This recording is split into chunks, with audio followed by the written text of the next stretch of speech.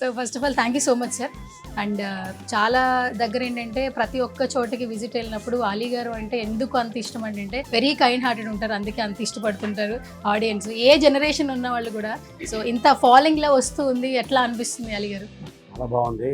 ముఖ్యంగా ఇక్కడ రావడానికి కారణం ఏంటంటే చాలా చిన్న స్టేజ్ నుంచి అంచెలంచెలుగా ఎదిగి సుహాస్ అని కుర్రాడు ఎంతోమందికి తను ఎదుగుతూ ఎంతోమందికి ఉపాధి కల్పిస్తాడు. అది నాకు బాగా నచ్చింది. అండ్ అంతేకాకుండా ఒక ఓన్లీ హైదరాబాద్లోనే ఒక 6 స్టోర్లు పెట్టడం మామూలు విషయం కాదు.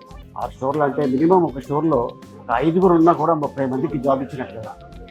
సో అట్లాగా తను ఇంకా ఎదగాలి, ఇంకా పైకి రావాలని ఆశిస్తున్నాను. పైగా వాళ్ళ ఫాదర్ది ఒక చిన్న బట్టల షాప్ అని విన్నాను నెల్లూరులో. అండ్ నిజంగా చాలా మంచి విషయం ఇది.